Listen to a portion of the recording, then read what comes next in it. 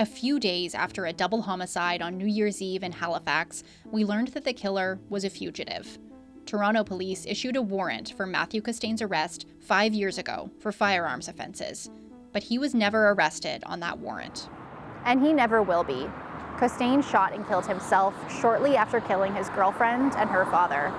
How could a wanted man live free for 5 years without ever being caught? Let's start with why Toronto police were looking for him in the first place. In August 2019, shots erupted in a packed Toronto nightclub. One person suffered life-threatening injuries, and several others were also injured. No one was immediately arrested, but police said there were many witnesses, and they called it a very solvable case. Sure enough, they arrested a man about a week later and laid charges. But a few weeks after that, they issued a warrant for another man, Matthew Costain. It's not clear what role Costain played in the shooting. Toronto police wouldn't give many details, beyond the fact that he was wanted for unspecified firearms offenses. At some point after the shooting, Costain moved to Nova Scotia. But for 5 years, the warrant was never acted upon.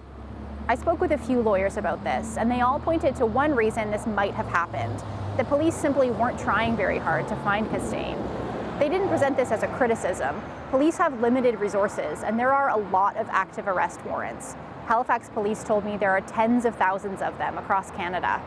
It's relatively easy to live as a fugitive, as long as you don't get in trouble with the law again. Halpern says there are a lot of things that don't necessarily require a criminal record check and wouldn't alert police to your whereabouts, including renting a place to live or getting a job. She says it's even easier if you move provinces, since police agencies in different jurisdictions aren't always talking to each other. And Costain did move provinces. But the warrant for his arrest was Canada-wide, so police in Nova Scotia should have been able to make the connection if they had had any interactions with him.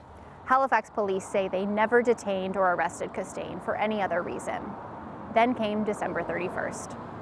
That's when Costain fatally shot his girlfriend, Coralie Alicia Smith, and her father, Bradford Coy Downey. That happened here, off Gottingen Street. Police arrived around 10:30 p.m. Then Costain killed himself here, somewhere near the Amera Oval, sometime in the next few hours.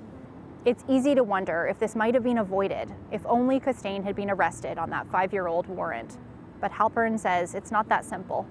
I don't think that the warrant in and of itself was going to be the solution for what is a very, very complex problem around intimate partner violence.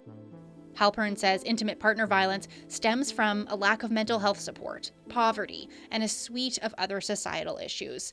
Things that time in prison don't address. She says even if Costain had been arrested on that warrant, he probably would have been released at some point. And those big societal issues that drive intimate partner violence would be unchanged. Taryn Grant, CBC News, Halifax.